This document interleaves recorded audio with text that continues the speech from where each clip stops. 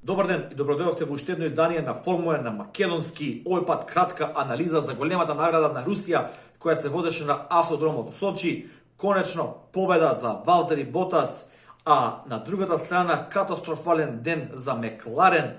Валтери Ботас по добриот старт се најде на втората позиција веднаш за Луис Хамилтон и со една мирна трка и со подобра стратегија на плевматици успеа да дојде до првото место. Меѓутоа најголем фактор беше двојната казна која Луис Хамилтон ја заработи по неговите две, би рекол, аматерски грешки при самиот старт, при она процедура за загревање и за тестирање на самиот болид за стартот на трката.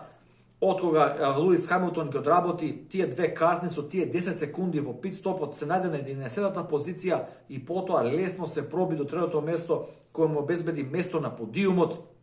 Макс Верстапен, лесна трка за него, лесно второ место, одличен Серхио Перес со Racing Point, Даниел Рикјардо и Естебан Окон во уште еден добар ден за Рено. Втора трка поред, Рено со силен резултат, овој пат пети и седми. Чарлс Леклерк од Ферари, тивка трка, но одлична, со многу добар, одличен прв стинт, со добро менаџирање на плевматиците.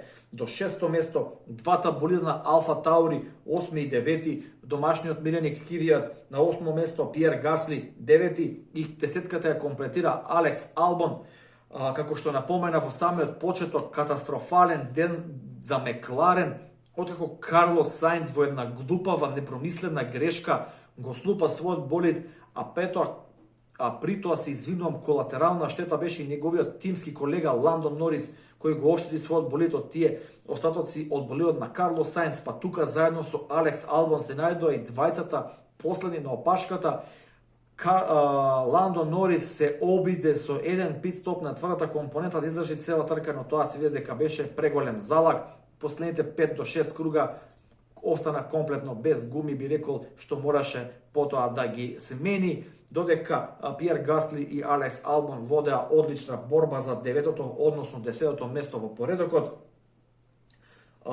Некоја друга забелешка немам, ова беше една прилично, би рекол, класична Формула 1 трка. Среќа што имавме неколку интересни моменти во битка за средината, видовме неколку интересни моменти со Роман Грожан, Кими Рајконен добро се држеше, Себастијан Фетел исто мора да го напоменеме дека иако неговиот конечен пласман е 13-ти, сепак извозе една солидна трка, би рекол, но драстично различен резултат од неговиот тимски колега Чарлс Леклерк кој заврши 6-ти. Сена се одлично, интересно, би рекол класично Гран При во Формула 1 и за стандардот кој го нуди Сочи. Што се вашите мислења, вашите размислувања за днешната трка? Може ли Валтери Ботас да го предизвика Хамилтон до крај во борба за титулата?